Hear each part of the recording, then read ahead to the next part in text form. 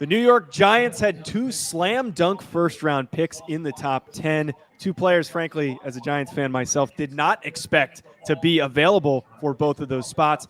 They end up leaving with Evan Neal, offensive tackle from Alabama, at 7, and then Kayvan Thibodeaux, edge rusher from Oregon. Here to break down the pick with us, Believe in Giants host Bob Papa. Bob, I want to get your thoughts first on Kayvan Thibodeaux. I was surprised that he was there. What do you think this means now for the Giants that they were able to get a guy like Thibodeaux? Well, if you look at the kind of rookie season that Azeez Ojulari had last year, left you with a lot of hope for, a guy who can be a consistently good pass rusher. Now you add a guy like Thibodeaux, and now for the first time in a while, the Giants have two guys that you're going to have to worry about, and that has been one of their big problems. They also added a little swagger. The Giants, for the most part, have been kind of milquetoast for the last bunch of years, right? I mean, they've had a lot of new faces and they've turned over personnel, but they haven't had a lot of personality, where they're kind of imposing their will. I think Thibodeaux, if it's kind of wrapped up and it's managed properly, I think he's going to give the Giants a little edge, not only off the edge, but in personality-wise. Now he's got to back it up, though. Yeah, and hopefully he can, because the Giants definitely need some added pass rush. Ryan, speaking on Thibodeaux as an edge rusher and as a prospect, he is somebody that I know that you're tremendously high on compared to the other guys that went before him. What are your thoughts on him as a prospect? Yeah, I mean, he was my top edge rusher in the class. I think when you talk about some unteachables, right, like 6'4", 250+ pounds, 34-inch arms, 4.5 in the 40-yard dash. Like, he's an exceptional athlete for the position who won mostly off of gifts while he was at the University of Oregon. And I think that the thought process is now get him with a great coach and unlock his full potential. It's a fantastic foundation to work off of. And like Bob said, you have Azeez Ojulari that's already in the building. He's more of that stand-up, lightly built rusher. You now have Thibodeaux, who's a completely different type of player on the opposite side. For the first time since the Strahan, OCU Manura days, the New York Giants have a hell of an edge rush. One other point to that is, Leonard Williams has been a very productive player since they traded for him.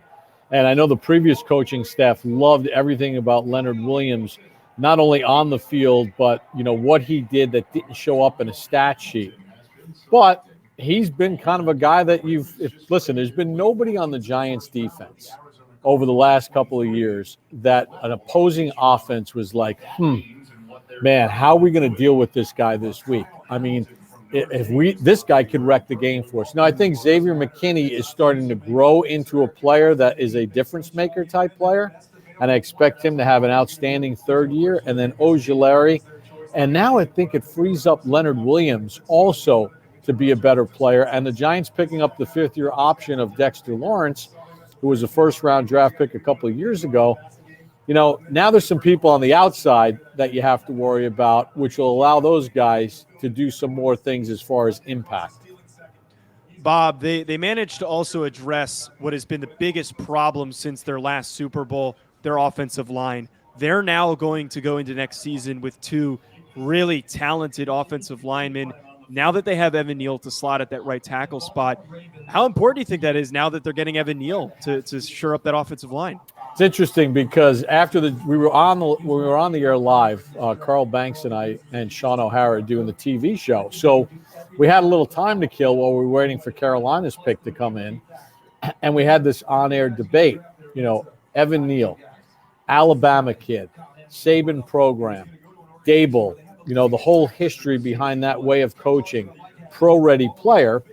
And Evan Neal, obviously, of all these tackles, has the most snaps at right tackle. Giants aren't looking for a left tackle. They got that locked down with Andrew Thomas. So you started connecting the dots and you said Neal. But then Sean O'Hara brought up a really good point on the air, and he said, but what is Dable's offense going to be like? Is it going to be where you need more athletic guys, where you need guys that maybe are not as big and but they're going to be quick. They're going to be able to move around, and maybe the pick for the scheme is cross, especially considering the fact that Daniel Jones gives you some of the things that Josh Allen does as far as incorporating his legs into your offensive game plan. So we had this healthy debate on the air about, do they pick based on scheme? Do they pick based on the fact that you got Saquon Barkley on a fifth-year option, and although he's a threat out of the backfield, his primary job is still running the football. And clearly they went the way of the guy who's, prolific at the point of attack. Ryan, quickly speaking on Evan Neal as a prospect, we know that he is a freakish athlete for a player of his size. Ends up going after Ika Mekwanu, which I frankly found very surprising. But what makes Evan Neal so good as a prospect? I mean, again, unteachables. Kind of I talked about Thibodeaux, right? You can't teach 6'7" plus. You can't teach the 337. How it looks on him with the 34-inch arms. Fantastic football player who's played 3 different positions while at Alabama. And to Bob's point about the fact that you just had Andrew Thomas that had a breakout season at left tackle, I'd rather not move him for a guy like a Charles Cross potentially, or even make Charles Cross move to right tackle for something that's kind of foreign to him. You get an Evan Neal. He's played right tackle at Alabama. He's got rare traits as far as the size and athleticism profile that he has.